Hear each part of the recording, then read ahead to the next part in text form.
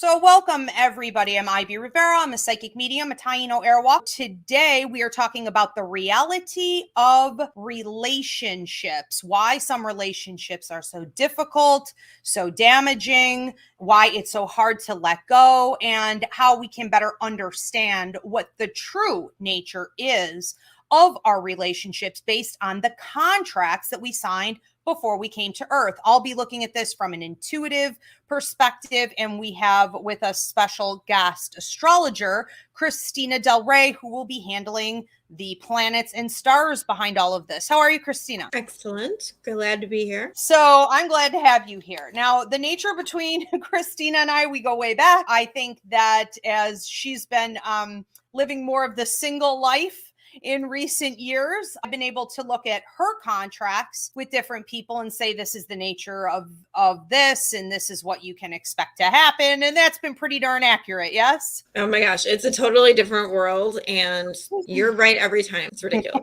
What I do. Okay. And from my end, I've been going to Christina for like 10 years, not only for like work charts and personal charts, but for synergy charts. So I've had Christina look at different love partners and family dynamics. And I know that if she and I sit down and we look at a synergy chart that doesn't look so hot, that I should probably not put too much stock in that relationship, that it may be dated, or I might be coming more from a place of emotion versus what the reality is of that relationship. So we've been helping each other that way, and Christina is always spot on with this. So today I'm going to be talking first, then I'm going to switch this over to her. What I wanted to talk about here is the reality that we come to Earth with different contracts, with different people. And these contracts are the agreement that we made to either work with this person, help each other, grow, maybe learn something really difficult. And the majority of them are not lifelong contracts. What I notice in relationship contracts are deadlines. And I think that it's not talked about enough. I think that people don't want to admit that a lot of relationships are on a deadline, and that the lessons therein are often on a deadline. We do have some relationships that are extremely addictive. And I have a class up on my website on this called Karma Contracts and Past Lives. We have a free one here on YouTube on soulmates. And these are a couple different kinds that can feel as though you can't get out. So if you have a karmic contract with somebody, or if you have a soulmate contract, you have something called cords. Okay. So what do the cords do? The cords are basically energetic bonds that allow for the other person to tug and pull at you. It allows for you to tug and pull at them. This is voluntary. It's involuntary. This means that even if you separate and divide away from that person, if the cords are there, they may haunt you in your dreams. They may do a lot of astral travel and come to where you are. You may hear this person's name constantly. You may think you're seeing this person everywhere. And it can be this sort of overwhelming, haunting experience that makes a lot of people go back and say, oh, I have to rekindle this relationship, because I'm having dreams about them. There must be something more there. There's something more there, but it's rarely ever a call to go back, especially if you know that the relationship has been damaging to you in any way. It is more a call to recognize that the something more there is in fact a cord. It's an energetic exchange and a contract that you really need to learn more about. And I like to treat all of my relationships this way. So anytime anyone new enters my life, or if there's someone from the past who keeps coming up again and again and again through odd circumstances and synchronicities, I like to sort of pull back and analyze that relationship before I start engaging in it a lot. I want to know what the contract is. I want to know what the purpose is. I want to know if and when the deadline might be. And it helps me to be realistic as I get involved with this person and know where to place them in my life. We also see a lot of past life connection. And I know Christina will probably touch more on this. She calls it South Node connection. So when we look at past life connection with someone else, and even astrological bonds where there's a lot of similarity in the charts, even with numerology, if there's a lot of similarity there in the numerology chart, we will feel a sense of comfort and familiarity with this person. And we could sometimes over romanticize what the nature of that relationship is meant to be. So that's another area that's a little bit gray. Okay. So a lot of relationships that aren't working out, if you're the kind of person who does get invested in other people, you're emotional, you put a lot of effort into your relationships, and especially if you've had any kind of abuse or neglect in your childhood, maybe you have abandonment issues. There are a lot of triggers that come from relationships, and they can, if they're failing, lead to frustration, mostly from you trying to work it out all the time and it's not working. They can lead to a lot of disappointment, mostly when you had hopes and dreams in that relationship, whether it's a marital partner or it's a parent to child dynamic, and it fails. And we see a lot of heartbreak. And I think that most of the heartbreak comes from not being willing to let go. Okay, so we're going to talk about a couple different areas here where I see this most commonly, what may be going on with that contract, and then I'm going to switch this over to Christina. All right, so the first thing to remember is that if a relationship is not working out to your standards, it can feel very much like rejection, okay? Medical studies show, MRIs in particular show that the same area of the brain is activated when we experience rejection as when we experience actual physical pain.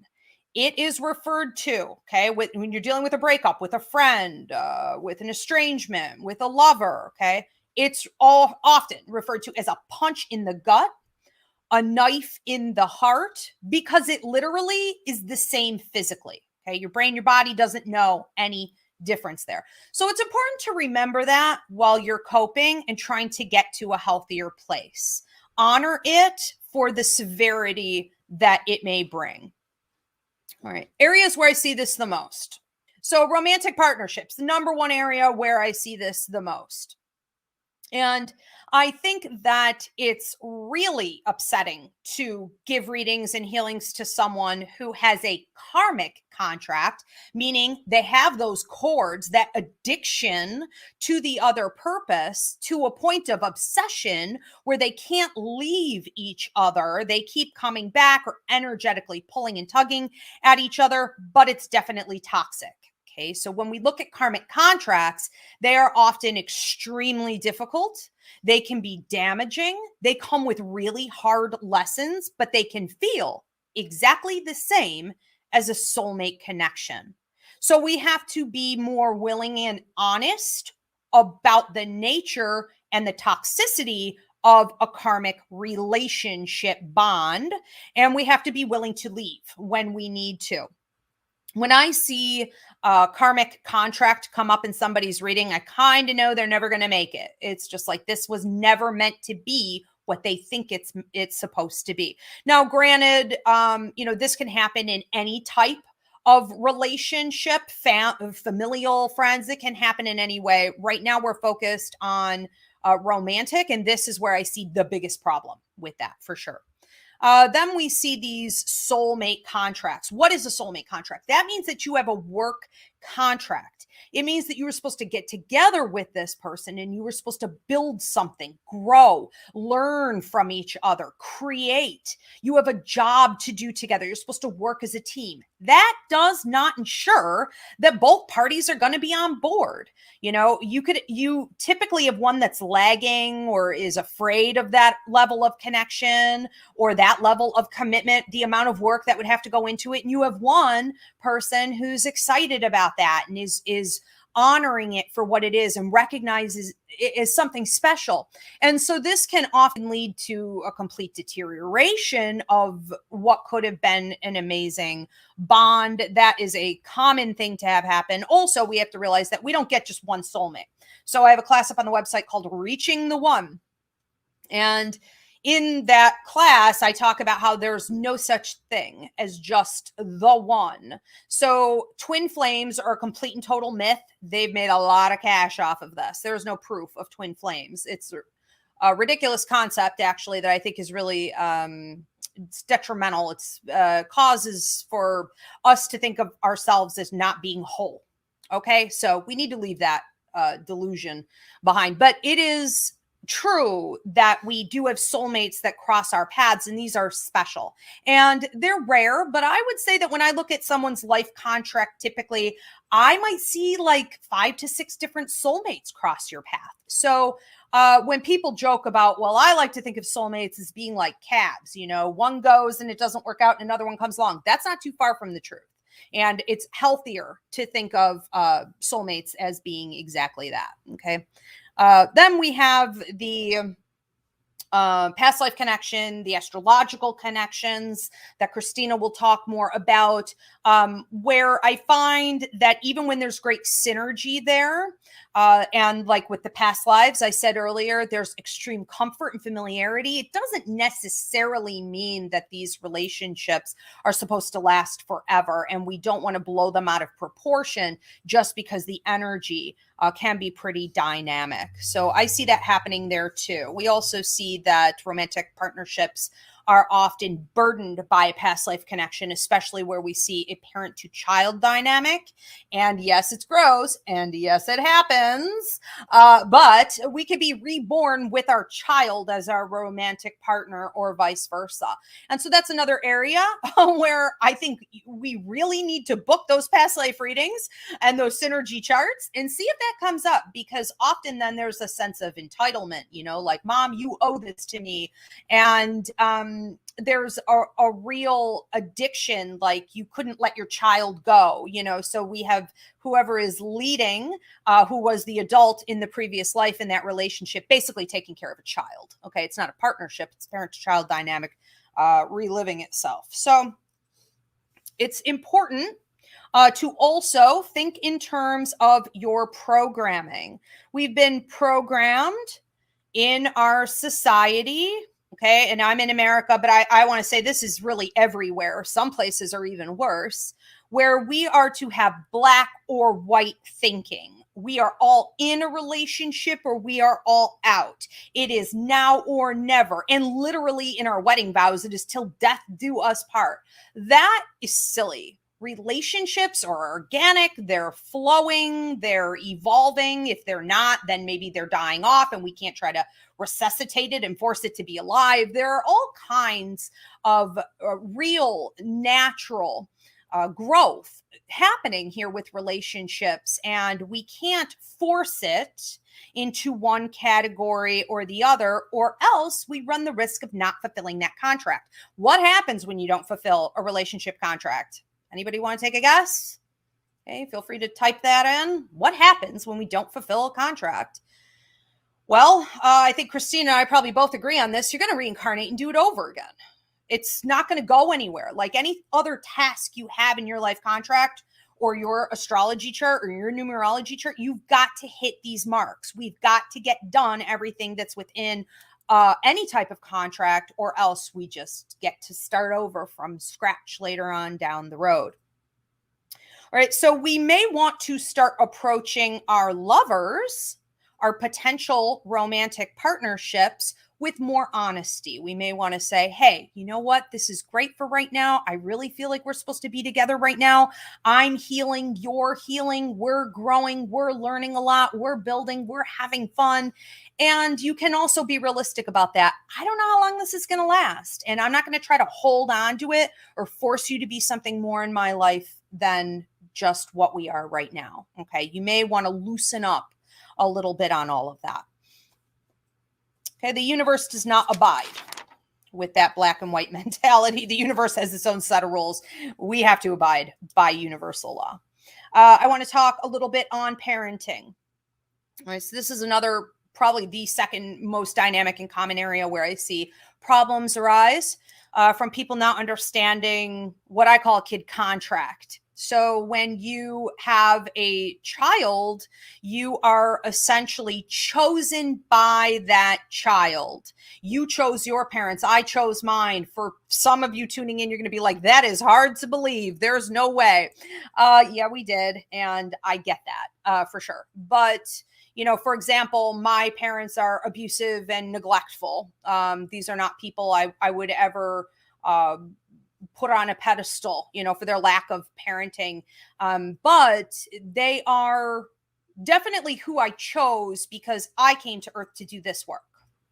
And I know that I had to go through the fire and walk a very difficult walk to be able to give this information out to the world, to learn this lost language of mediumship and healing, for example. And I don't think if I had Good Times noodle salad and I was born in, an upper class situation with kind, loving parents, and I had support all the way around, that I would have been able to go through that fire. So there are different situations where we choose our parents, and we understand that those parents are to help us fulfill our life contract, the work that we came here to do. And so if you are a parent who sees your child as an extension of you, you want to live vicariously through your children, or you see that you either have a tremendous amount of pride in your children, and with that you can have such disappointment. You may be over investing in the wrong way. You may be seeing them as a reflection of you, when in actuality, they have their own contract. Another problem with this is when parents, they decide they're going to lose their identity entirely. They no longer have interests. They no longer have goals. They're just, it's mommy life. It's daddy life. And then the relationships become strained between the parents and the children because the parents have basically treated parenting as a sport. And it's like an all-in investment where they no longer exist. Well, if a parent stops being themselves, if a parent stops achieving and growing and expanding and doing what they came to Earth to do, the child's part of that contract will also likely not be fulfilled. So we have to hold on to who we are as parents. Now, there's also an increase in parental alienation and abuse, estrangement. It's skyrocketing in all areas. And there's also, not just from like narcissistic, abusive spouses during divorce and things like that, but we're also seeing increasing rates of estrangement and among older parents, elderly parents especially, who are saying how disappointed they are that their children no longer come around. And these are difficult situations. I think we're going to be talking about it a lot more in our society over the next 10 years and through the legal system and the therapeutic systems. But something important to remember, whether you're estranged from your children and it's basically like your relationship with them was transactional, like you were the cash cow, and now that you're an older person, they don't seem to come around and have any interest, or there's parental alienation dynamic going on because of an abusive other parent, whatever it is, you need to hold on to the reality that your contract between you and that child was essentially to give when you could, in the way that you were supposed to, as much as you could. And we have to also realize that our children don't necessarily see us as these friends or these great, intriguing people that they want to lifelong have relationships with. In their eyes, it often is transactional. And we're seeing more and more of that come to light. And it was something that they could benefit from. And when they no longer have those benefits, then they want to move away from that. Okay. And a lot of that has to do with their independence. So allow them to grow, allow for the space, and do not connect your value as a parent to that particular outcome. All right, then we have family dynamics. Okay, category number 3. I'm going to move through this one really quick. Family dynamics.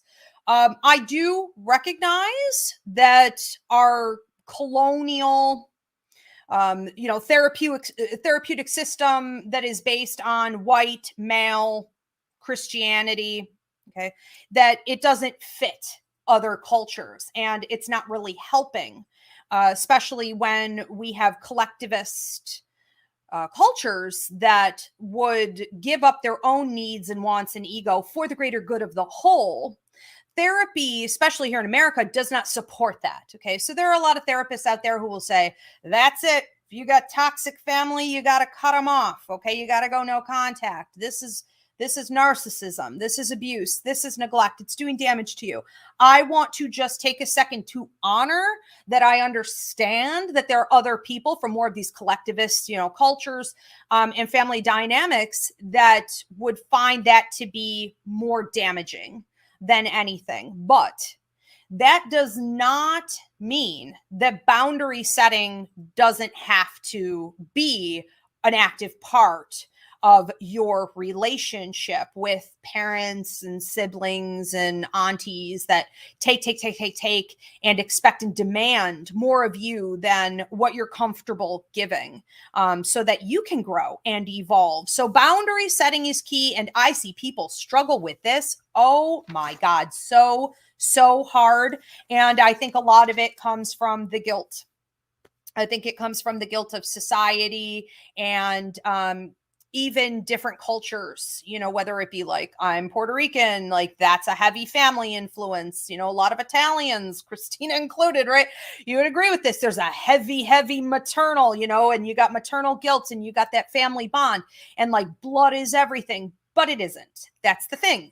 Contracts are everything. And if you are tied up in an abusive family that continues to do damage to you, your mental health, and your well-being, you are going to have to set boundaries. And for many of us, that does mean going no contact, even if we cannot possibly fathom that.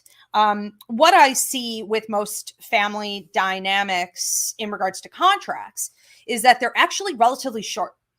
Okay. And I know that may be shocking. Like, what? I'm not always going to have a close relationship with my mother, or that doesn't mean the relationship has to completely die off. It just means that when we look at what you signed on to with these family members, it maybe gets done during your childhood for the most part, or into your 20s. And then it's just sort of over with a lot of the time. You've gotten everything out of it that you were supposed to. Now, if you want to continue on interacting with each other, that's great, and being supportive, and that's a beautiful thing. But I think that a lot of people are realizing more and more that they feel with family that it was a brief interaction, positive and negative. And, biblically we hear, honor thy mother and father, and we push that hard. But it was also biblical that you are to leave thy father and mother, when you became an adult and you were to go on and get married and start your own family. So we have to think of everything with family in balance and understand that those contracts are not the longest ones that I see anyways. Okay, friendships. We don't talk about this one nearly enough. I mean, really almost not at all. And I put up a video today on TikTok, and it was a girl who was saying, I believe she was a therapist, and she said, we live in a society where we don't accept breakups at all under any condition as anything other than something bad happening. So something bad must have happened in order for your friendship to break up. And that's sad, because usually in friendship contracts, I see that they don't really break up as much as they just sort of dissolve. And when something is dissolving, it can be a difficult tendency to reach and grab and hold on and cross boundaries, try to revive it, resuscitate it, and make it into something more. But it really can feel awkward and like it's going sour. And I think that's where more of the negativity comes in. Okay. So I see friendship contracts often as being short, Sometimes when you're younger, they could even go like 8, 10, 12 years and be a little bit longer. But most of them are not lifelong. And I think that there's tremendous value in friendship contracts as you get older. When Christina and Reverend Danny and I were talking at our 1-year anniversary for Roots Revival Interfaith, our church anniversary on Sunday, we were talking about how we value our contracts with each other because they do look long and because we are all very invested in our own self-development and our own growth. Okay. So things like that ensure that a friendship may go longer. But it's important to know when you have friendships that are just based on proximity, for example.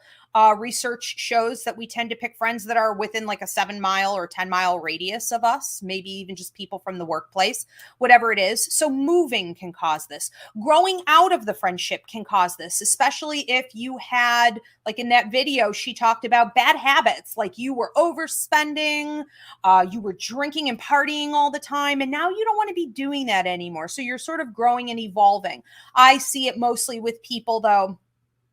And it looks like a similar dynamic to love partnerships, where one person is outgrowing the other, and the one who is getting left behind because they don't want to grow and do the work, they become jealous of the other person and they try to hold them back. And we can see backstabbing and all kinds of, negativity come in, and then the relationship can sort of implode. Okay. So usually it's one person growing beyond the other one. But I think if you look back at your childhood friendships, you'll see that maybe in like elementary school, and then it may have happened again in high school, it may have happened again in college, where you can see that those people were just right for you at that time. I mean, it was like real soulmate connection, and it may have been, but then it just doesn't really fit anymore. Okay, so that's a great example of that like 8 to 12 year dynamic. Then work. This one I don't really understand. I just can't. Okay. Probably because I don't like having bosses above me taking advantage. I've always lost my mind in those situations, but a lot of people struggle with work. And they feel obligated to stay beyond a reasonable time frame, even if it's costing them growth and they can't level up in the company. They may have bosses that guilt them. They may be told, that they need them, that they've invested so much in them, almost like shaming them. And they may sort of make them think that they can't find a better position elsewhere, offer them crumbs to sort of string them along and keep them a while longer when, the individual is ready to quit. We also see in the workplace, it's common to hear, oh, but we're family. No, you're not. No, you're not. That is a financial transaction. You need to get paid. And when you are handling your career, you should always be looking at your life contract first. It shouldn't be what a company has offered you, or whether or not you have dental, or that you've been there 13, or that you plan to retire from that. If it doesn't fit within your life contract, you are only supposed to be there for a short period. You're supposed to be picking up tools, okay, getting some tricks up your sleeve, building up that portfolio, learning how to take that wisdom and those resources and use it as leverage as you go out there and you build up more of what is actually within your life contract. Too many people are working for companies, working for others, or just working in general, and will not stop even though they know it is not feeding their soul, they're not accomplishing anything, and they are energetically drained. Okay, now the work contracts typically that I see are very brief, usually around 3 years. Every now and again, it's like 5 to 6 years or a little bit more. But those tend to be situations where you're really gaining a lot, including power. Okay. And leveling up. So be careful staying too long in work dynamics. Okay. We are going to switch this over to Christina. I think I packed a lot in there. Christina, our astrologer. All right. Let's hear from you. So that was powerful. I swear I never stop learning when it comes to contracts and relationships. And as a lot of people know, like I've recently become single and started dating. So kind of have a whole new look on relationships. So one thing that I have noticed over the years is that timing is huge. The person that is supposed to come into your life will come in at the right time. So that's big. Now in astrology, we look at the planets to see how your planets interact with each other. So I'll take the chart of, let's say, a significant other of mine and my chart, overlap them and look to see what the contract is. And it gets really interesting because sometimes it's like, sometimes there's some really nice connections there. And it might not be anything earth shaking, but it might be a nice relationship for a time. And then you have karmic relationships that are blow you out of the water kind of relationships. And it because you feel it. It feels differently. So you have to think about, like, when we're talking about marriage and, Reverend Ivy talked about the Bible, and we were talking about a time when humans didn't live that long and needed that for survival. Like you weren't going to survive without a significant other. You weren't going to survive alone. And as a collective, as a society, we really have to embrace that is just no longer the case, that we have to move away from that model. And we have to embrace change and evolution within relationships, because that's really what happens when a relationship becomes toxic. We can't let go of it, and we can't transmute it into something else. So we keep trying to hold on, and then it blows up in our face and it becomes something very toxic that has to go. When maybe we could have just changed it, to something totally different and not had all this toxic stuff happen. But the universe will push you. It will happen. So in astrology, when we're looking at really important karmic relationships, I go straight to the nodes. And the nodes are not planets, they're chart points, but they do have to do with the moon, and the moon is the past and it's karmic. So when we look at the North Node, this is where you're going to have a relationship, and it could be any of the relationships. It could be a friendship. It could be a romantic relationship. It could be any relationship. It could be parent-child relationship. But this relationship is going to feel different. When the North Node and your planets in your chart connect somehow, this is going to be a relationship that makes a difference in your life, that does not feel like the other relationships. And with the North Node, you tend to feel pulled toward the person. Now, if we have a South Node connection, and I know Ivy had a boyfriend once that you had your South Node and Saturn, his Saturn next to yours. And I recently had a relationship that was the same. And no matter what I did, that relationship felt heavy. Yes, I know exactly what you're talking about. Yes. It was gross.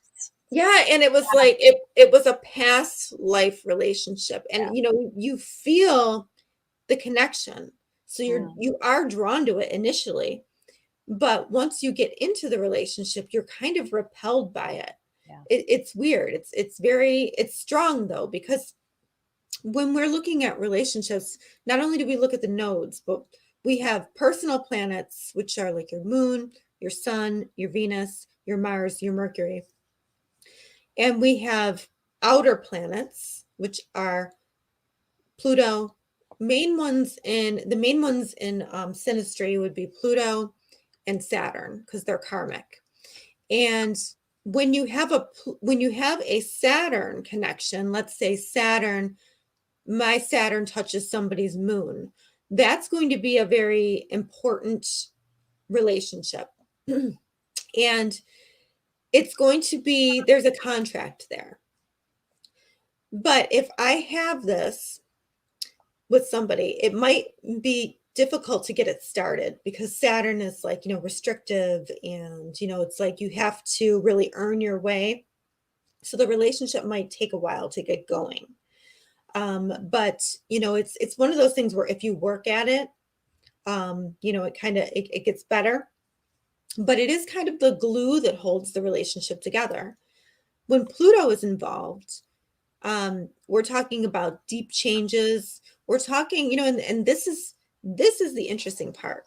So I can look at two charts all day long, but what really matters is the consciousness of each partner going into the relationship. So if you have somebody who, let's say, is very unconscious and very ego driven, or, just doesn't have a whole lot of knowledge of themselves, that's going to play into how the relationship plays out. Now, if you're two conscious people going into a relationship, it could play out completely different because there's always the chance of toxicity, or like, especially when Pluto's involved and Mars, you have the possibility of addiction, violence, So, but you also have the possibility of depth, soul bonding sex, soul bonding experiences. And if both people are not conscious of those energies within themselves, it could go bad. So you have to look at those dynamics too. Yeah, so when you're conscious, you can have a relationship that is transformative. It's, like alchemy. It's, deeply, deeply bonding. But if you're unconscious, it could very easily be abuse and violence and things like that. Everybody's going to have, anytime I put two charts over each other, they're going to have some kind of connection. But when you start seeing 3, 4, 5, 6 connections of these karmic big players to personal planets, that's when you know that it is an extremely important relationship. Doesn't mean it's going to last forever. We got to get out of that mindset. Yep. But we know that it's going to be important, that if we come into the relationship conscious and we're fully present as much as possible, we're going to have big changes in our lives that will be lasting. The changes may last. The relationship may not last, but the changes will last. So as a collective, we are starting to step into, we're starting to step away from this white power mentality, and we're starting to step into, the divine feminine.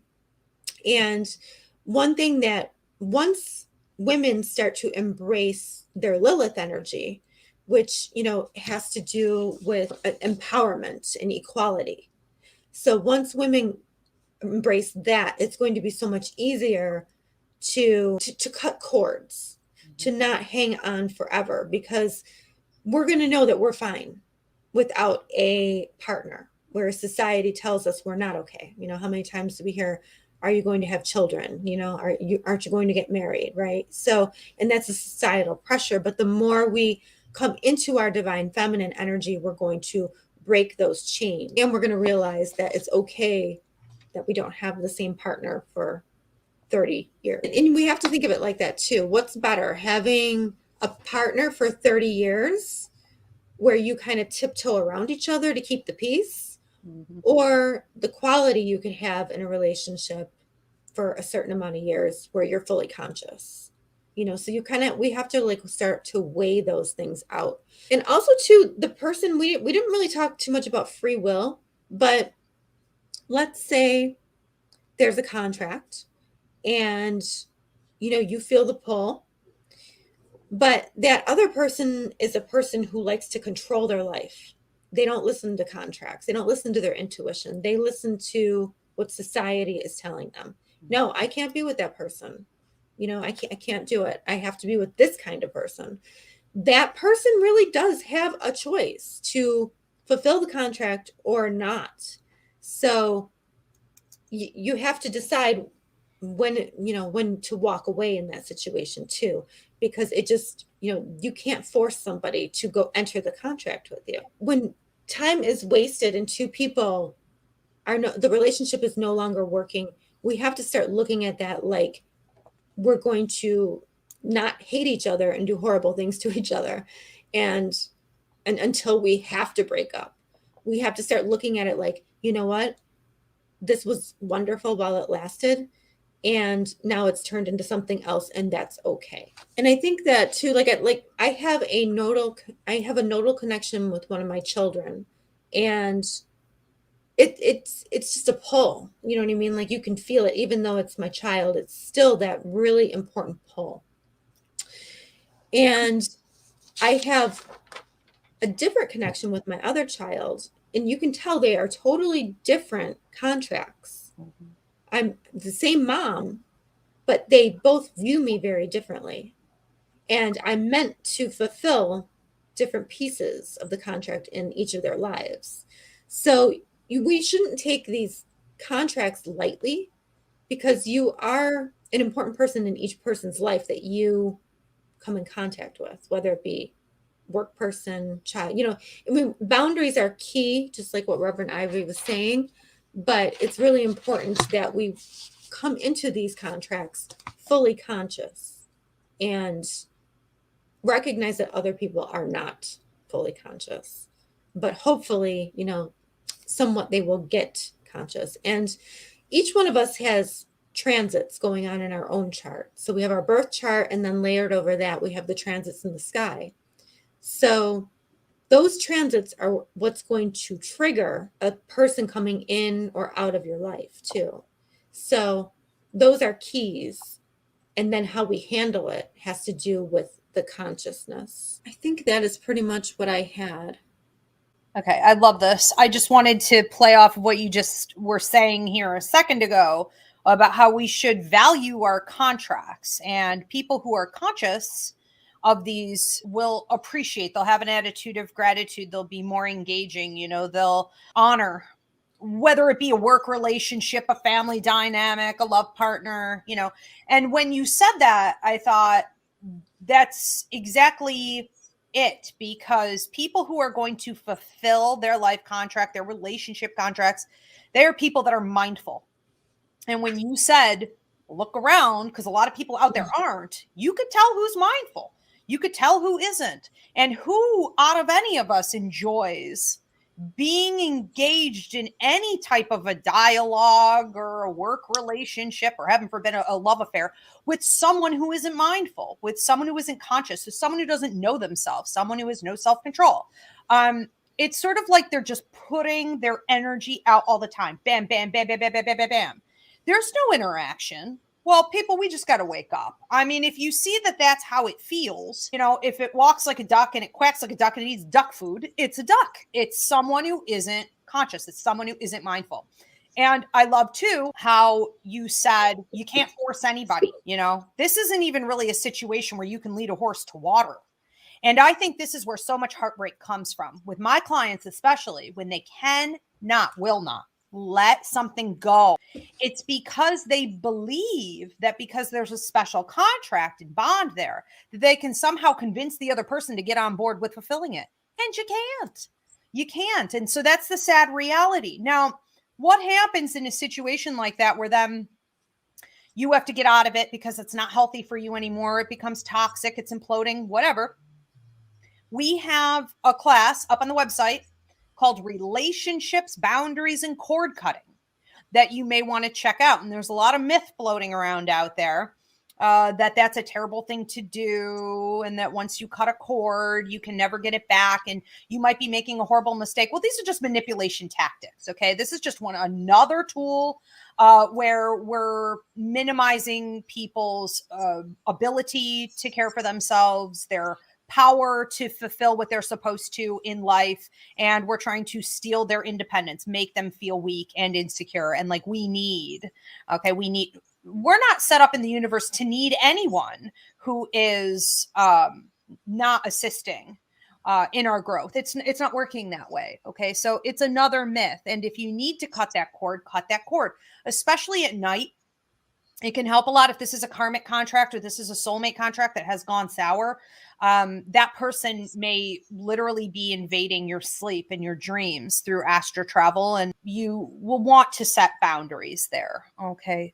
Then I love too just how you were talking about free will. Yes, I noticed that. At one point, I was like, we didn't say anything about free will. What does this entire class really break down to? Free will versus destiny charted future. And this is, if you guys take nothing else home with you today, this is the key area where misunderstandings about relationships come in. If a relationship feels so dynamic to you, you think it is written in the stars, it is destiny charted, it is meant to be, it's probably because there's a contract there, but the contract only gets fulfilled based on each individual's free will to do so. So just because there is a contract and that part is destiny doesn't mean it's going to happen. That's right. And I wanted to point out too, so these very karmic, very life-changing relationships, the ones where the nodes are involved, you just know by the feel of it.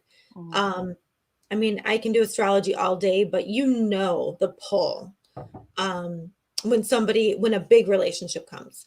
And usually these relationships are not convenient relationships. These are relationships that have significant challenges in them, whether it be, you both come from completely different backgrounds, or there's usually obstacles of tremendous proportions.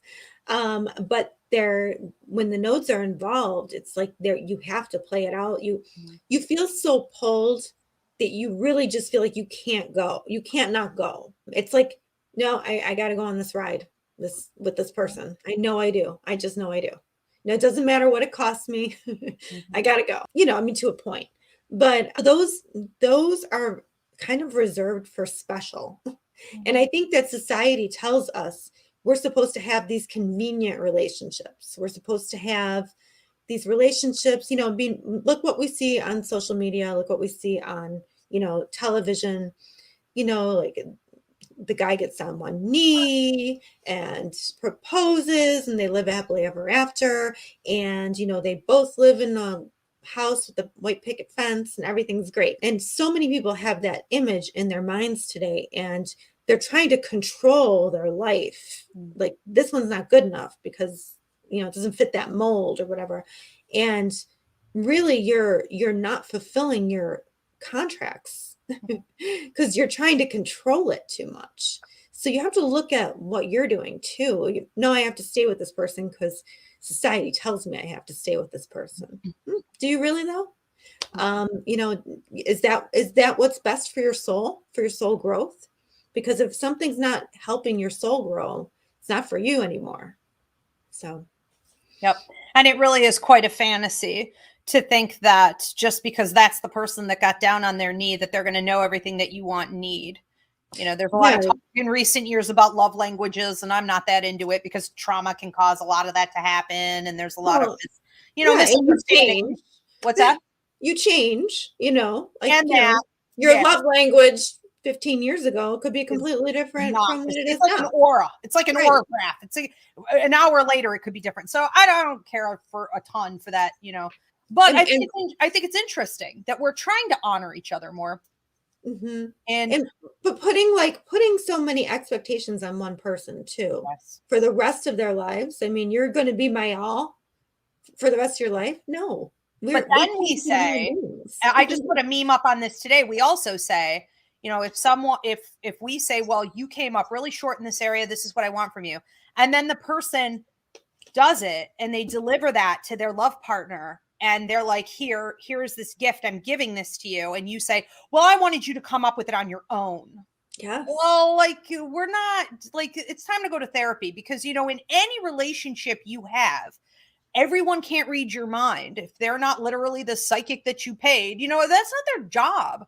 And so we have to give people more leeway, and we just don't live in that kind of society. It's got to be quick and easy, and expectations kill a relationship every time too. And I have to remind myself of that all the time. Expectations are probably the biggest. It's really hard. The biggest problem, because Mhm. we put so much hope. Yeah, You know, and into not that we have it all figured out, but right. but we recognize it in ourselves, and we try to help ourselves by reminding ourselves, things like that, like, about contracts and about expectations, and how to be more flexible and to be more detached. Don't be so attached to this person has to be in my life forever. Right. Like you are a whole person. Mhm. So keep Absolutely. that ego out of it, which is fear, control, manipulation. Okay. Greed, holding on, get rid of the ego. We have a free mini class on that, conquering your ego, here on Ask Ivy on YouTube. Also, last thing I'm going to say, and then we're going to start taking your questions. Christina, when you said earlier how we put so much value on that, till death do us part, and that marital status with the white picket fence, ladies especially, because we're the ones who are usually, looking to have those children. Remember, you could have a child on your own. You could have a child through adoption. You could have a child with a surrogate. You could have children with a gay friend. You could have, there are other ways. You go to the sperm bank. Okay. You can have that child. Do not put that pressure on finding that right person when the biological clock is still, working. And the house, I see this too. Well, I want to get married. I want to get married because I want to have kids, a house, and financial security. Marriage doesn't necessarily give you that. And you can have those things on your own. So you may want to ask yourself, why are you putting so much pressure to get married? Okay. Even why is your family? Do they not think that you could do these things on your own? I would say that before somebody even gets married, it's a wise idea to have these things in your life that you got for yourself and see if a partner can actually add to the wonderful life that you've created. Go backward. Let's take some questions here. Okay, quick little comments about the show. Such great information. Thank you both. You're very welcome. Thank you. Me Love 716. This class easily could have gone on all day. Very good content. Thank you. You're welcome. I'm proud of us for cramming it. I think we did good. Then we have one from Catrice333. Just left a 2-year relationship where we are like magnets to each other, completely toxic. It's probably those chords. Good for you for knowing. Sounds like Pluto. It does like a Pluto connection. Every time Christina says Pluto, I get chills up my spine and I want to run. Google Pluto. Get the chart with her and see. Yeah, that never ends well. Angie Hudson 11. My soulmate passed a year ago. Even though we had been divorced 12 years and remarried, still my soulmate. I'm so sorry for your loss. Yes. And that soulmate connection is really an incredible thing, because sometimes when the relationship contract wasn't completely fulfilled, or you guys really struggled, because soulmate bonds are difficult. They're hard. Sometimes when that individual does pass, the relationship can actually be stronger while they're on the other side, because they're living more authentically. So it's beautiful to watch that continue. Can you still be bonded with a past loved one? Absolutely. So contracts don't fade in that way. So we will have ancestors that are, contracted to us, loved ones on the other side, friends, lovers, children, all kinds of different dynamics. And we continue to work with each other from the other side. Does that mean that if and when you reincarnate, that you'll have that same type of contract or dynamic, or will you even have one at all? Not necessarily. We would have to look at the individual relationship. Christina? Yeah, I mean, can you be bonded with a past loved one? Absolutely. And there's so many. I mean, that's why everybody should take the mediumship course. That right there. Psychicmediumshipcourse.com. Yes. Yeah. Learn the lost language of mediumship to keep that relationship going. Yeah, because you have no idea Right. until you take that course. You really don't. 5G's mama. Does any type of contract never end, like a divine union? I don't know that I've really seen that. I think that that's more along the line of like the twin flame concept that I believe is just complete nonsense. But not to say that what you're asking is nonsense, but that's the closest thing I can compare this to. I have not seen anything where it's going to go on like forever and ever and ever, because we have free will. So I just don't know what that person is going to choose to do. They may not even fulfill this one here, much less forever and ever and ever. And because we grow and we change, the contracts may change. And so it's sort of like starting all over again. Do I believe that once people have a bond, they sort of forever have that energetic connection? That I do believe in. I don't know. Christina, would that be to you like North Node, seeing that there could be future lives maybe? Yeah, I was thinking maybe like soul tribes, like that kind of thing, how you tend to stay with the same, souls. Earthly, no. You know what I mean? Nothing lasts forever on Earth. That's the whole point of being on Earth. So no, not on Earth, but yeah, like divine wise, like out, after life. Yeah, sure. I love that when you talk about soul tribes, because I will notice myself and students will say that, we're working all night. We're working with guides, work with angels, and we're working with different people. And we don't necessarily recognize these people. I believe those members of our soul tribe, they could be from previous lives, and that work continues. I mean, we can't be reborn with everybody. We can't do it all at once. So there are, bonds like that. Interesting. And that's, again, those are work contracts. I also don't believe in twin flames either, because that's saying that you're half of a person, and that's not true. No, but they've made a ton of cash off of that. A ton. So let's look at David. I was wondering if Christina could explain more in detail about what a South Node connection is and how to spot it on a chart. One of the biggest things with the South Node, I think you can go to astro.com and do like a chart overlay, but the strongest is going to be when it's a conjunction, so right next to each other. Anytime you have that South Node next to, it looks like I don't know, like a U, I guess. But anytime a planet of theirs is conjunct your South Node, or your planet is conjunct their South Node, that's going to be like a source of contention in the relationship. That's going to be like a difficult thing to overcome. It depends on how strong it is, but there's past life stuff there. And then you have to decide whether you want to, if it was like a romantic relationship, you would have to decide if you want to continue, if it felt right. Now, if it's with like your child or something, obviously there's things to work out with whatever. It depends on what planet it is, but you would definitely read. So how you read the South Node conjunct like a planet is you would look at like the low vibrations of that planet and see how those are coming out in the relationship. So for instance, when both Ivy and I, two different partners, but we both had the South Node conjunct Saturn with a partner, and we both felt like it was just heavy and like it wasn't fun.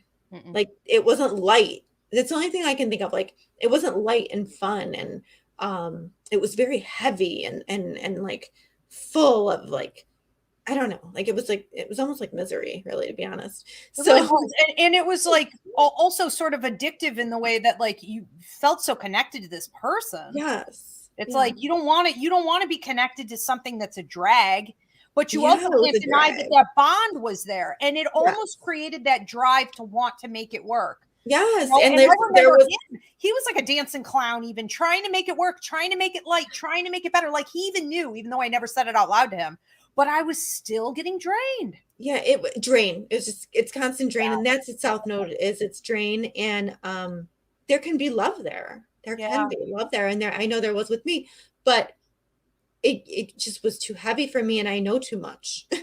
It's like I just gotta to run. Yeah, I gotta go. It's not going to get any better. It's not that the love isn't. It is fixed. Yeah. It's not that the love isn't still there. It's just not workable. Ooh, little dose of truth. All right. Moharan Spirit, how do you know if you should break up with your friend? I would go to my TikTok. If you're not already on there, it's at Ask Ivy. All my social media accounts are at Ask Ivy pretty much.